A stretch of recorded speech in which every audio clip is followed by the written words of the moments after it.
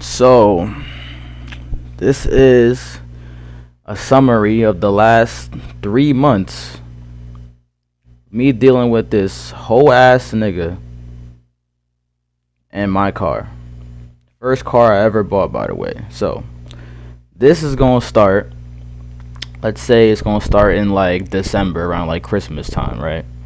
So, I was working at a casino and I was stacking up my bread since February of last year. So I finally saved up enough money, right? I was looking for a car. I was looking through Facebook Marketplace, right? But I couldn't really find anything reliable because, it's Facebook. People be lying about the car, feel me? And I really didn't trust people on there. So I was looking for a while. I ended up finding something through my brother, right? I asked my brother because he has connections, and he ended up finding somebody that was willing to sell me a little Honda, feel me, a little Hondeezy. So the night before, I'm on ChatGPT asking like, yo, what are some things I should look for? Cause I don't really know a lot about cars. We still growing, feel me, we still learning. So ChatGPT telling me this, check this. I end up buying the car at nighttime. Now, according to my brother and the dude that I bought the car from, his friend, by the way, there's nothing wrong with the car, right? He just put a new motor in, put a new engine, feel me? And yeah, feel me, the car is good. It got no problems or whatever. So we test drive it, feel me? There's no issues with it. Smooth. I buy it that same night, feel me? I have to get inspection stickers for it though. That's the only thing I need for it. So I'm like, all right, I could do that like in the same week. I end up not getting the inspection because there's a check engine light on it. So for like a good 2 weeks, I'm trying to find out what this check engine light is for. So I end up getting somebody with a scanner, and I also go to AutoZone, and it's confirmed to be a knock bank sensor. Now, if y'all don't know what a knock bank sensor is, I'm gonna kind of try to explain it to y'all, right? So it's kind of like something attached to your engine, right? And it kind of detects like, damn, I don't know how to explain it really. Pretty much, let's just say it's something that's attached to your engine, right? Something that's attached to your engine that has something to do with like the main power, right? The main power, like the ECU, right? So I'm trying to find out how to fix this thing. I end up buying some cleaner for it, right? I end up taking it out. I open the hood. I clean it. I put it back in. The check engine light disappears for like 20 minutes. Comes right back on. So within the first week, 2 of me having this car, I'm driving around with a check engine light and no inspection stickers. So in the midst of this, I'm like, all right, that's cool. It was a cheap little car, feel me? So I'm assuming it's gonna have a little issue. So I'm like, that's fine. I still kept a lot of my money that I had. I wasn't trying to pour my entire savings for months into the car. So I'm like, all right, whatever. I don't mind putting a little bit of money into it. So I end up finding out that the check engine light, in hindsight, the whole issue I had with the knock bank sensor, the sensor wasn't even connected. So the whole time I'm driving around, I'm getting freaking tickets by parking authority and shit for my stickers and shit like that. It was for something that not that I had to fix. It wasn't even plugged in initially. So that's one problem, right? I already had with the dude. Why is something in the car that's supposed to be plugged in not plugged in? All right, whatever. I'll deal with it. Right? I found that out after the whole thing got shut down, and I'm gonna get to that. So, driving this thing for like 2-3 weeks, I didn't even get to enjoy this car for a month before my gears started slipping. So I'm gonna explain for people that don't really understand. So one day I noticed my pedal wasn't giving me any power. the RPM was going up. Like, the car is revving, but it's not going nowhere. And then out of nowhere, it jolts forward. So like, let's just say the pedal is very, very delayed. Let's say you're at a stoplight and you're stopped. The light turns green. You try to go. It doesn't go for 3 seconds. And then out of nowhere, it randomly jolts forward. But it's still not giving you speed. Like, you're going like 5 miles an hour, but the RPM is still shooting up. Right? So I'm like, okay, that's kind of weird. Now, I got into a little fender bender this way, right? I was trying to pull out of a parking spot, and I'm stuck between two cars, and I can't pull out correctly because of this pedal issue with the power, because I'm trying to back out a couple inches and I jolt backwards. I try to go forward, no power, jolt forward. So I'm like, bro, I'm damn near stuck here. I ended up getting a little fender bender because of it, right? It was okay though. Shh, don't tell nobody. Shut the fuck up. Don't say a fucking word. So I'm like, yo, I'm already having issues with this shit. Not only does it have a check engine light, right? And this is before I found out what the issue was initially. So I'm like, I had the check engine light, and I have this weird issue. Now, apparently, right, this is my fault, apparently, because I'm a beginner driver, what I was told. I don't know if that was your doing or if it was the car's doing, but technically, you can't prove that it wasn't you, so it could be 50-50.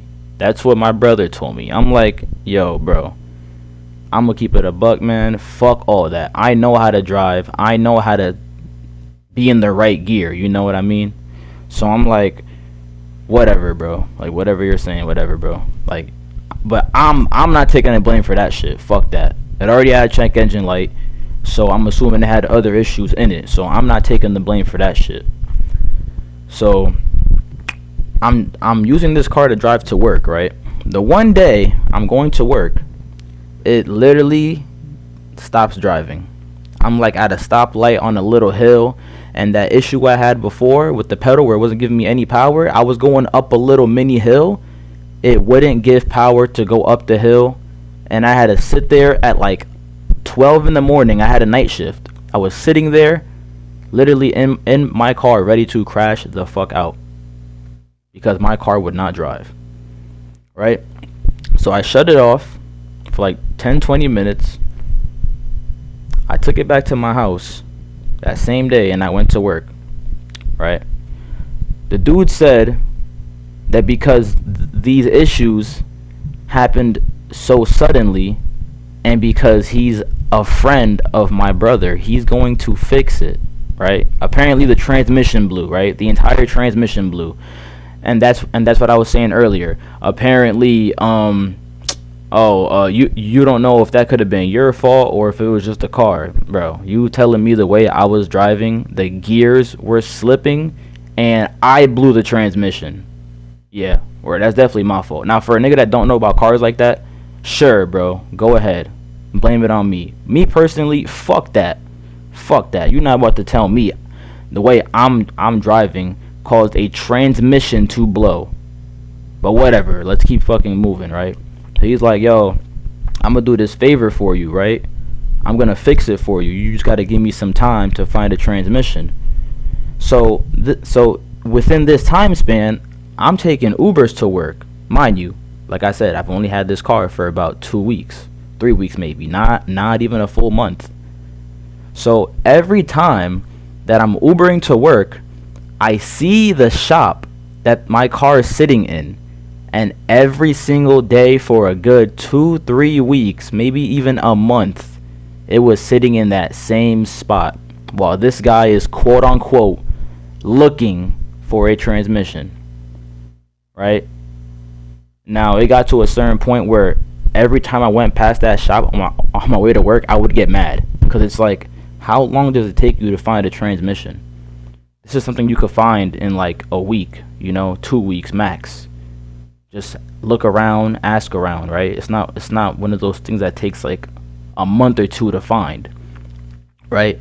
So I'm waiting, just waiting, right? Giving him benefit of the doubt. I'm like, yo, he said he's gonna fix it, right? So I'm gonna let him work, because transmissions are not cheap, and he said he was paying for it. I'm not paying for that shit. So I'm like, you know what?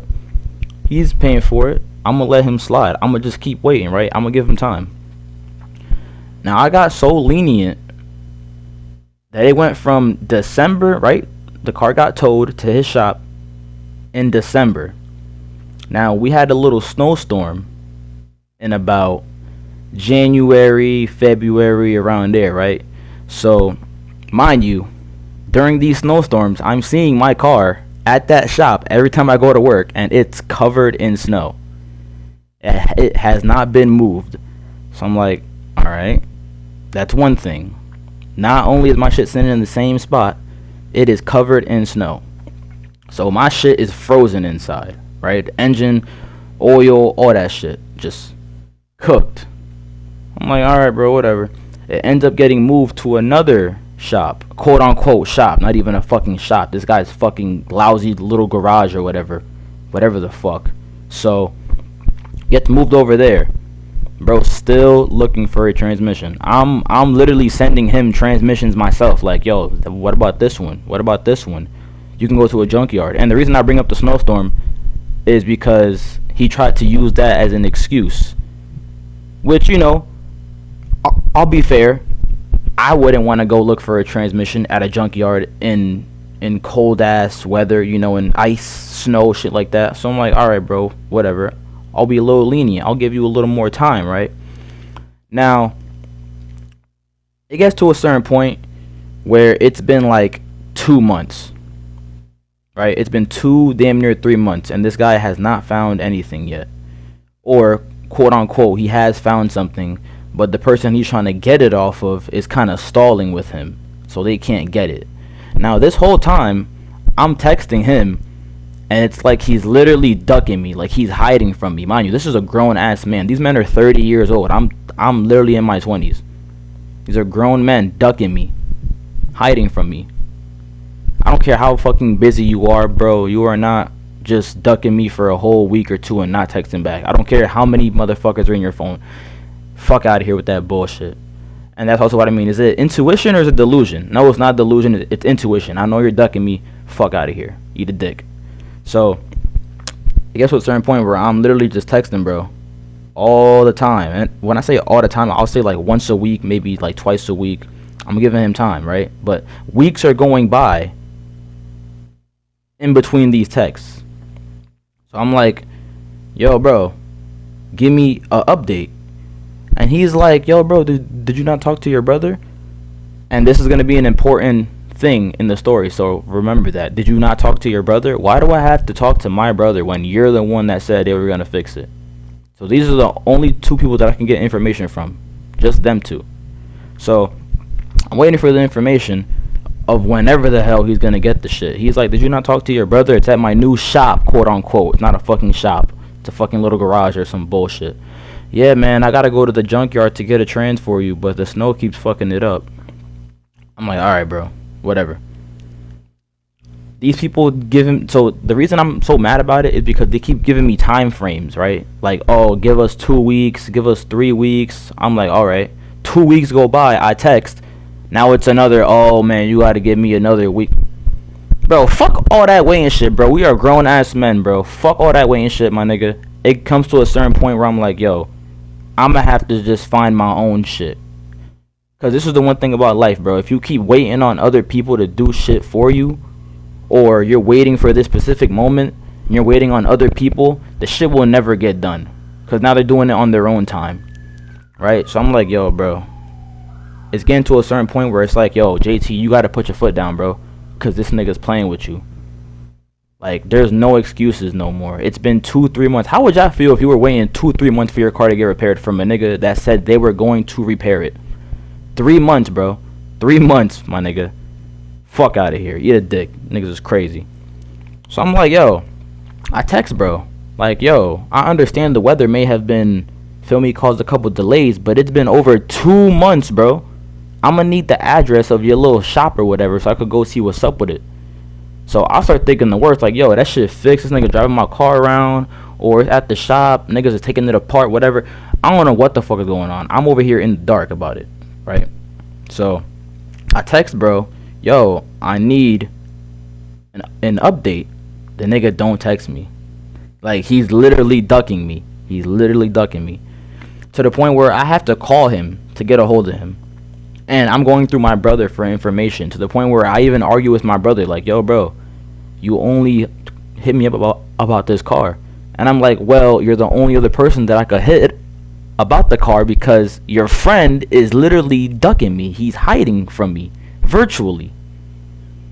So it gets to the point where I call him like maybe twice, 3 times in a week. And the one time he picks up the phone, he's like, who's this? Now, this happened in 2 phone calls. He's like, who's this? I'm like, yo, bro, you know who this is, bro. Where's my car, bro? He immediately knows who it is after that. He hits me with this quote-unquote, yo, bro, you gotta stop calling me about this car, bro. It's a free job. I'm gonna get to it when I get to it. I'm like, yo, bro, fuck that. Now, I ain't say that exactly, right? Because I'm trying to keep the shit respectful because he does have my car. So I don't know what the fuck he could do with it. But I'm still, like, firm about the whole, like, nah, bro. Like, you told me a week. You told me 2 weeks. Like, you just keep stringing me along like a bitch. That's what bitches do. They string you along and they bullshit you. We grown-ass men, bro. Tell me what the fuck it is so we can move on forward and keep shit thorough. Now, the one day it turns into a little dispute, right? I end up finding out where it is. I find out it's at this little garage or whatever. Now, a miscommunication happens to where he thinks that I want the car out of his garage. Mind you, the shit does not run. The shit does not run. He gets the assumption that I want the car out of his garage so that I could take it to someone else who's gonna actually work on it, right? So I'm not waiting anymore. Mind you, it's been 3 fucking months. So what this motherfucker does, knowing the car does not run, he finally goes to the garage, right? He finally goes there, actually goes there for once, sends me a picture of my car outside the garage, like, yo, come get it. I'm like, does the car run? He says no. So I had to wait 3 months for you to go find a transmission, and it's not even fucking wired into the car. But as soon as I start putting my foot down, now you want to go over there and be like, all right, let me just leave this nigga's car outside on some bitch shit. Yo, bro, I don't care who watches this video, bro. Come get me, whatever the fuck niggas want to do. I don't give a fuck. I'm standing on business, nigga, because at this point, it's my respect on the line. Fuck that. I'm a grown-ass man. You got to stand on your principles, bro. He's like, yeah, bro, come get it. I'm like, I already know where it is. He's like, okay. Everything's already in the trunk. I'm like, is the trans in the car that you said you were going to get? Bro is ducking my questions, bro. Ducking me and my questions. He said it must be towed. I'm like, where's the trans you said you got? Nigga says the driver window is down, so if anything, try to get it ASAP. I'm like, bro, you're not answering my question. I said, answer my question, bro. I could get it towed somewhere, but you're ducking my question. Nigga sends me another picture. She's ready to go. Now, at this point, I'm like, yeah, bro. You're lucky I'm not a crash out ass street nigga, because I promise you, bro, niggas would have did some crazy crash out shit, bro. I was genuinely considering doing time for this shit. So, I have to now find out how the fuck this guy took this goddamn long to find the transmission and not even install it, but you have time to go over to the garage and do all that weird ass bitch shit, right? So that's pretty much the story right there, alright, of my first car being bought, and I didn't even get to enjoy it for a good month. But yeah, this happened fairly recently. So if anything, I'll give y'all another little story time about it, or I'll give y'all another story time. But that's pretty much the story. Yeah, I waited damn near 2-3 months for this dude to fix some shit that apparently I did to the car. I guess I don't know if I'm just being dumb and I don't know about cars, and maybe I did do some shit, but I was driving normal as fuck until that shit randomly happened, right? on a Hondeezy. And yeah, the motherfucker just ducked me for damn near 2 3 months, and decided to finally take action when I started to put my foot down and not sound like a bitch. So yeah, don't trust niggas. Feel me? I hate this fucking city. Niggas is weird as shit. Definitely a learning experience. I'm wishing the worst for this nigga. I'm gonna keep it a buck. Fuck him. I hope this nigga fucking leg break in half. All that fuck shit. Yeah. You have a nice day though. I'm out of here. JT.